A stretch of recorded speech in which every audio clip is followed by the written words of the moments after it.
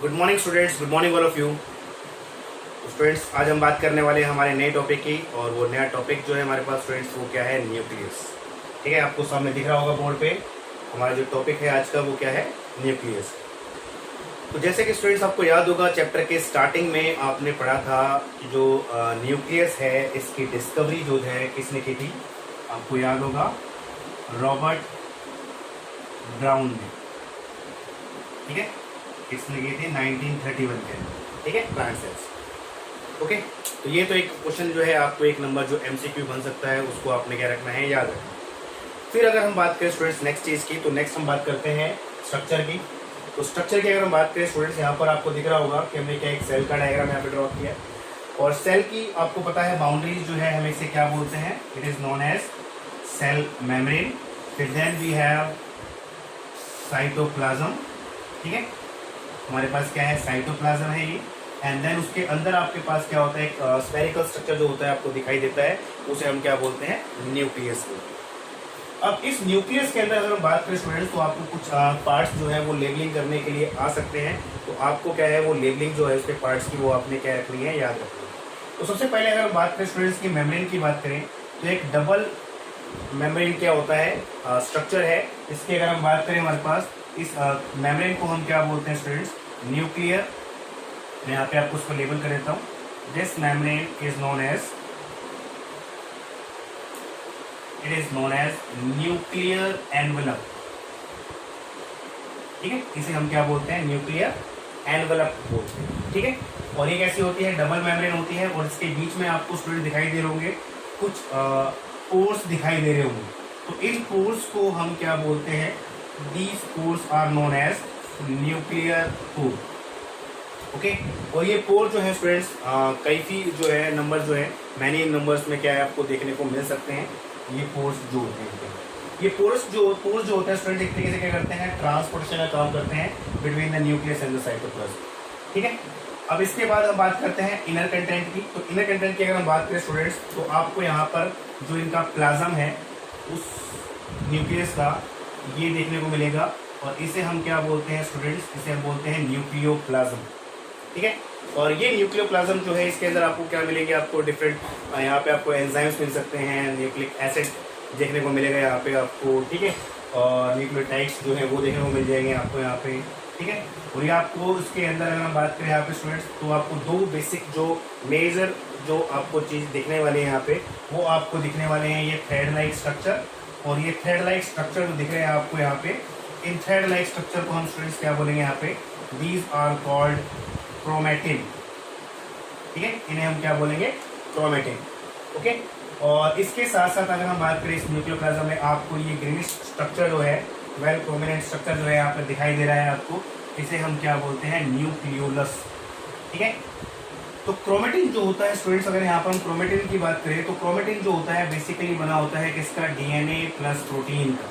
ठीक है, ओके, और इनकी जो ईच अगर हम सेगमेंट्स वाइज इनकी बात करने चले तो इनको हम क्या बोलते हैं, जीन्स बोलते हैं। ठीक है, और दूसरा अगर हम यहाँ पे बात करें, ये स्ट्रक्चर जिसको हम क्या बोल रहे हैं, न्यूक्लियस बोल रहे हैं, तो ये स्ट्रेस हेल्प करता है इसकी आरएनए के सिंथेसिस करने में करता है, ये हेल्प करता है। और ये कैसा स्ट्रक्चर होता है, ये मेम्ब्रेन लेस स्ट्रक्चर होता है। आपको याद होगा, हमने पहले भी बात की थी कि आपको एक स्ट्रक्चर और मिलने वाला है विदाउट मेम्ब्रेन, और वो कहाँ मिलेगा आपको, न्यूक्लियस के अंदर, जिसको हम क्या बोलते हैं, न्यूक्लियोलस बोलते हैं। ओके स्टूडेंट्स, अब इसके बाद हम बात करते हैं इसके जो क्रोमेटिन है इसकी बात कर लेते हैं।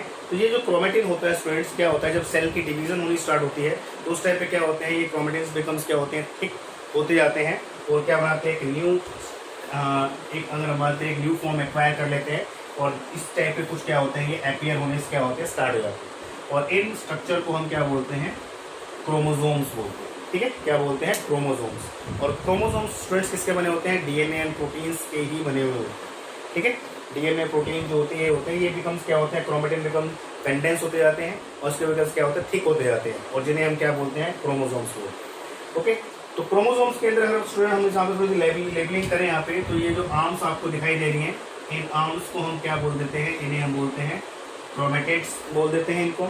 और बीच में जो आपको एक ब्लैक डॉट लाइक स्ट्रक्चर दिखाई दे रहा है आपको, जहाँ से दोनों आर्म्स कनेक्टेड रहती है, इसे हम क्या बोलते हैं, सेंट्रोमियर। ठीक है, इसे हम क्या बोलते हैं, सेंट्रोमियर बोलते हैं। ठीक है। अब ये क्रोमोसोम्स जो होते हैं स्टूडेंट्स, एक तरीके से क्या होते हैं, हेरिडिटरी यूनिट्स होती हैं जो क्या करती हैं, ट्रांसफर होती हैं from the parents to the next generation. ठीक है। होता क्या है कि जब सेल डिवीजन होती है तो एक सेल जो होता है क्या करता है, जब डिवाइड करता है तो उसके साथ साथ क्या होते हैं, न्यूक्लियर इस जो न्यूक्लियस इसका वो भी डिवाइड करता है। उसके अंदर जो जेनेटिक मटेरियल जो प्रेजेंट होता है जिसको हम क्या बोलते हैं, लाइक क्रोमोसोम है, डीएनए जो हमारे पास प्रेजेंट है, तो इसकी क्या होता है, डुप्लीकेटिव कॉपी जो होती है वो प्रोड्यूस होती है और फिर उसको क्या होता है, हाफ कंटेंट जो होता है उसका दोनों सेल के अंदर क्या करता है, उसको डिस्ट्रीब्यूट कर दिया जाता है जब क्या होती है, सेल की डिवीजन होनी होती है। ठीक है। तो अगर यहाँ पर मैं आपको यहाँ पर स्टूडेंट्स एक चीज़ और बात करें यहाँ पे, हम यहाँ पे तो वो हमारे पास क्या है, हैप्लॉइड एंड डिप्लॉइड नेचर क्या होता है। हैप्लॉइड कंटेंट और डिप्लॉइड कंटेंट स्टूडेंट्स क्या होता है, अगर हम बात करें क्रोमोसोम्स के जो नंबर्स रहते हैं, ठीक है, एक पर्टिकुलर सेल के अंदर उसके क्रोमोसोम्स के नंबर्स की जो नंबर्स की एक हो सकता है फिक्स टाइप के रहते हैं एक तरीके से, उनके नंबर अगर हम बात करें तो क्या होते हैं, फिक्स रहते हैं। जैसे अगर मैं यहाँ पे आपको एक एग्जांपल देके समझाता हूँ, तो यहाँ पे क्रोमोसोम्स के नंबर अगर हम बात करें स्टूडेंट्स, तो उसके लिए हम डिप्लॉइड कंटेंट और हेप्लॉइड कंटेंट जब यूज़ करते हैं तो होता क्या है, एक्चुअली अगर हम बात करें एक नॉर्मल सेल की बात करें स्टूडेंट्स, तो उसके अंदर आपको जनरली आपको देखने को मिलेगा इस टाइप का कि आपके अंदर क्या लिखा होता है, सेल के अंदर न्यूक्लियस है, वहाँ पे 2n लिखा होता है। और ये 2n जो होता है स्टूडेंट्स रिप्रेजेंट करता है किसको, एक डिप्लॉइड सेल। ठीक है। ये डिप्लॉइड कंटेंट जो होता है इसके अंदर जेनेटिक मटेरियल का, उसको रिप्रेजेंट करता है। इट मीन्स क्या होता है कि इसके अंदर क्या है, फुल नंबर ऑफ क्रोमोसोम्स है। ठीक है। फुल नंबर ऑफ क्रोमोसोम्स यहाँ पर आपको देखने को मिलेंगे। जैसे अगर मैं ह्यूमन सेल की बात करूँ तो स्टूडेंट्स ह्यूमन सेल के अंदर हमें क्या होते हैं, क्रोमोसोम्स के नंबर जो है वो कितने मिलते हैं, 46 क्रोमोसोम्स मिलते हैं। ठीक है। तो ये फुल नंबर ऑफ क्रोमोसोम है इसके अंदर, और इसको हम क्या बोल सकते हैं कि ये सेल कैसा है, एक डिप्लॉइड सेल है। ठीक है। लेकिन जब क्या होता है स्टूडेंट्स, डिवीजन होती है तो डिवीजन भी अलग अलग टाइप की होती है, लाइक माइटोटिक डिवीजन होती है या फिर मियोटिक डिवीजन होती है। तो उसके अंदर भी क्या होता है, आपको ये सेल जब डिवाइड करते हैं तो उसके क्रोमोसोम्स क्या होते हैं, डिवाइड कर दिए जाते हैं किसके अंदर, नेक्स्ट सेल के अंदर। तो अगर ये क्रोमोसोम के नंबर स्टूडेंट्स बिकम्स क्या होते हैं, हाफ हो जाते हैं। ठीक है। और ये कितने हो जाते हैं, 23 हो जाते हैं। तो इसको हम रिप्रेजेंट करते हैं किससे, ओनली n से। ठीक है। और इस n के लिए जो हम सेल कंटेंट जो हम यूज करेंगे टर्म्स, वो क्या होते हैं, हैप्लॉइड सेल। तो अब ये सेल जो है वो कैसा होता है, हैप्लॉइड सेल होता है। तो हैप्लॉइड सेल की अगर मैं बात करूँ स्टूडेंट, तो हमारे पास क्या है, एक स्पर्म सेल है और एक हमारे पास क्या है, फीमेल के पास क्या है, एग होता है। तो एग की अगर मैं बात करूँ तो क्रोमोसोम क्या होते हैं इसके अंदर, एग के अंदर n नंबर ऑफ क्रोमोसोम्स होते हैं। और अगर मैं स्पर्म की बात करूँ यहाँ पे मेल के अंदर, तो उसके पास भी क्रोमोसोम क्या होते हैं, n होते हैं। और जब दोनों का क्या होता है स्टूडेंट, फ्यूजन होता है और एक नया जाइगोट बनता है, तो उसके अंदर क्रोमोसोम नंबर क्या होते हैं, फुल हो जाते हैं। जैसे 23 क्रोमोसोम यहाँ से आ गए और 23 क्रोमोसोम यहाँ से आ गए, तो क्रोमोसोम कितने हो गए यहाँ पे, 46। तो 23 यहाँ पर थे, 23 यहाँ पर थे। तो एग जो होता है वो क्या होता है, एक हैप्लॉइड सेल है। स्पर्म जो है क्या है, एक हैप्लॉइड सेल है। लेकिन जब दोनों क्या होते हैं, फ्यूज करते हैं और एक नया सेल बनता है, उसे हम क्या बोलते हैं, जाइगोट बोलते हैं। तो उसके अंदर क्रोमोसोम्स के जो नंबर होते हैं वो कितने आते हैं, 46। और इसको हम क्या बोलते हैं, डिप्लॉइड सेल बोलते हैं। तो इस तरीके से क्या करते हैं, हैप्लॉइड और डिप्लॉइड जो टर्म जो होती है वो क्या होती है, यहाँ पे इस्तेमाल की जाती है। तो आप समझ गए होंगे किस तरीके से क्या होता है, हैप्लॉइड सेल को याद रखना है आपने, और किस तरीके से डिप्लॉइड सेल को याद रखना है। तो अगर हम स्टूडेंट बात करें ओवरऑल इसकी बात करें, तो आपको पता है अपने क्या देखा है यहाँ पे, कि सबसे पहले आपको याद रखना है इसकी डिस्कवरी याद रखनी है, इसकी न्यूक्लियस की, जो आपको पता है रॉबर्ट ब्राउन ने की थी 1931 के अंदर, सॉरी 1931 के अंदर। उसके बाद अगर मैं बात करूँ स्टूडेंट्स यहाँ पे, तो एक सेल आपको यहाँ पर देखने को मिलेगा, और इस सेल के अंदर आपको क्या मिलेगा, आपको पता ही है, हमने सारे पार्ट इसके ऑलरेडी पढ़ चुके हैं। आपको याद है एक सेल के अंदर क्या होती है, आउटर बाउंड्री होती है, इसको क्या बोलते हैं, सेल मेम्ब्रेन। अगर एक प्लांट सेल है तो उसके सराउंडिंग में क्या होगा, सेल वॉल प्रेजेंट होगी। ठीक है। एक एनिमल सेल के अंदर सेल वॉल प्रेजेंट नहीं होती है। उसके बाद आपको क्या मिलने वाला है, साइटोप्लाज्म मिलने वाला है। साइटोप्लाज्म की अगर बात करें तो हमें क्या मिलने वाला है, उसके अंदर एक मेन जो डायरेक्टर है सेल का, वो मिलने वाला है, जिसे हम क्या बोलते हैं, न्यूक्लियस को। तो ये न्यूक्लियस जो होता है स्टूडेंट, इसके अगर स्ट्रक्चर की बात करें तो इसके अंदर एक तो क्या होते हैं, डबल मेम्ब्रेन होती है इसके अंदर। ठीक है। तो जनरली किसकी बनी होती है, लिपिड एंड प्रोटीन्स की बनी होती है। ठीक है। उसके बाद अगर बात करें मेम्ब्रेन के स्पेसिस में क्या होता है, स्मॉल स्मॉल क्या होते हैं, पोर्स प्रेजेंट रहते हैं, जिन्हें हम क्या बोलते हैं, न्यूक्लियर पोर्स बोलते हैं, जो क्या करते हैं, एक्सचेंज ऑफ मटेरियल्स में हेल्प करता है between the nucleoplasm and cytoplasm के बीच में। ठीक है। उसके बाद अगर बात करें अंदर न्यूक्लियोप्लाज्म के अंदर दो मेन चीज आपको देखने को मिलेगी। एक तो आपको मिलेगा आपको थ्रेड लाइक एंटेंगल्स पार्ट मिलेगा इसका, जिसे हम क्या बोलते हैं, क्रोमेटिन बोलते हैं, जो किसका बना होता है, डीएनए प्लस प्रोटीन का बना हुआ होता है। और दूसरा कंटेंट क्या मिलने वाला है आपको, न्यूक्लियोलस मिलने वाला है। और न्यूक्लियस जो होता है आरएनए सिंथेसिस करने में क्या करता है, हेल्प करता है। और ये कैसा होता है, मेम्ब्रेन लेस होता है। ठीक है, यहाँ तक याद करने के बाद क्रोमेटिन जो होते हैं क्या होते हैं, धीरे धीरे बिकम्स क्या होते हैं, थिक होते जाते हैं। जब क्या होते हैं, सेल की डिवीजन करनी होती है तो उस टाइम बिकम्स कैसे होते हैं, थिक हो जाते हैं, जिन्हें हम क्या बोलते हैं, क्रोमोसोम्स बोलते हैं। क्रोमोसोम के स्टूडेंट किसके बने होते हैं, डीएनए प्लस प्रोटीन के ही बने हुए होते हैं। ठीक है, अब क्रोमोसोम्स के जो नंबर के बेसिस पर अगर हम बात करें तो अगर हाफ नंबर ऑफ सेट किसी पर्टिकुलर सेल के अंदर प्रेजेंट है तो उसे हम क्या बोलते हैं, हैप्लॉइड सेल बोलते हैं। अगर क्या full number of chromosome present है तो क्या बोलेंगे, उसे डिप्लॉइड सेल बोलते हैं। ठीक है, उसके बाद अगर मैं बात करूँ स्टूडेंट यहाँ पे फंक्शंस की, तो फंक्शन वाइज अगर बात करें तो क्या काम करता है, सबसे इंपॉर्टेंट फंक्शन क्या है, it control all the metabolic activity of the cell.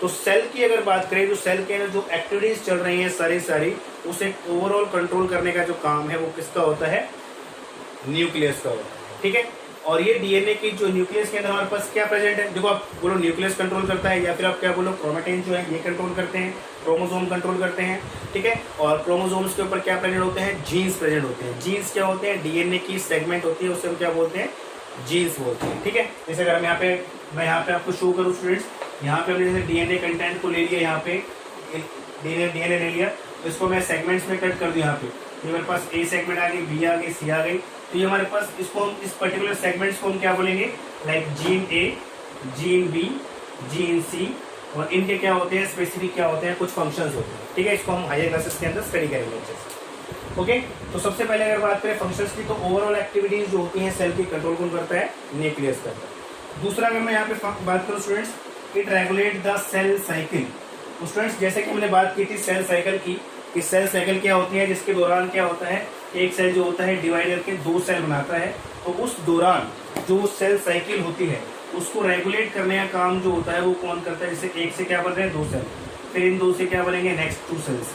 ठीक है, इस तरीके से तो ये जो साइकिल बन रही है हमारे पास, इसके अंदर सेल डिवाइड कर रहे हैं और नए सेल्स बना रहे हैं, तो ये सारी एक्टिविटी जो होती है स्टूडेंट्स वो क्या होती है, कंट्रोल मैनर के अंदर होती है। और ये सेल साइकिल जो होती है इसे रेगुलेट करने का काम कौन करता है, न्यूक्लियस करता है। ठीक है, और अगर ये सेल क्या है, इरेगुलर हो जाए और क्या है ये जो ये कंट्रोल रेगुलेट मैनर के अंदर क्या हो रही है, डिवीजन हो रही है, ये अगर क्या हो जाए, लॉस हो जाए, तो सेल जो होते हैं स्टूडेंट्स क्या करते हैं, एक क्या होते हैं, एक मास लाइक स्ट्रक्चर क्या होते हैं, डेवलप कर लेते हैं, और इस मास लाइक स्ट्रक्चर को हम क्या बोलते हैं, ट्यूमर बोलते हैं। ठीक है, ट्यूमर या कैंसर आपने सुना होगा स्टूडेंट्स, कैंसर सेल्स जो होते हैं उनके अंदर अनकंट्रोल्ड डिवीजन होती है।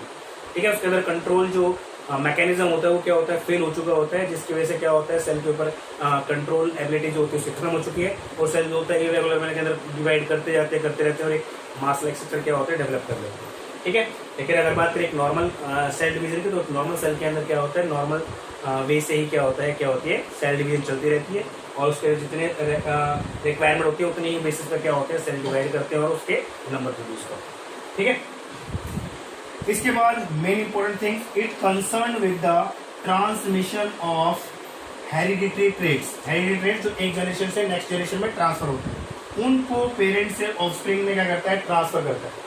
अब स्टूडेंट सारी जो जेनेटिक इन्फॉर्मेशन जो होती है अगर बात करें सेल की, तो कहाँ पर छुपी होती है, वो डीएनए के अंदर। डीएनए कहाँ पे होता है, न्यूक्लियस के अंदर। क्रोमेटिन जो होते हैं वो किसके अंदर होते हैं, डीएनए प्रोटीन्स के। तो ये सारी इन्फॉर्मेशन क्या होती है, एक सेल के अंदर होती है। और जब क्या होता है, एक नया सेल बनता है, एक इंडिविजुअल फॉर्म होता है, तो यही डीएनए कंटेंट जो होता है पास होता है कहाँ से, एक पेरेंट से उसके ऑफस्प्रिंग मतलब नेक्स्ट जनरेशन के अंदर। तो यहीं से क्या होता है, ट्रांसफर होता है, जिसकी वजह से आपने देखा होगा कि क्या होता है, जब असेक्सुअल रिप्रोडक्शन होगी तो एक ही पेरेंट्स होता है, तो एक ही कंटेंट इंडिविजुअल्स के जेनेटिक मटेरियल क्या होता है उसके अंदर ट्रांसफर होता है उसके ऑफस्प्रिंग में, जिसकी वजह से वो जो नया इंडिविजुअल बना है वो एग्जैक्टली सेम होता है अपने पेरेंट्स का। लेकिन अगर बात करें सेक्सुअल रिप्रोडक्शन की, तो वहाँ पर क्या होता है, दो इंडिविजुअल का जेनेटिक मटेरियल क्या होता है, मिक्सअप होता है, जिसकी वजह से क्या होती है, चेंजेस आते हैं उस इंडिविजुअल्स के अंदर, लेकिन उसके कैरेक्टर्स जो होते हैं उनके पेरेंट्स से ही क्या होते हैं, ट्रांसफर होकर उनके अंदर रीच करते हैं। ठीक है, उनके अंदर जाते हैं। ठीक है, तो ये था स्टूडेंट्स क्या था, इनके फंक्शंस थे, ये था ओवरऑल क्या था न्यूक्लियस का। अभी के लिए स्टूडेंट्स इतना ही, थैंक यू सो मच।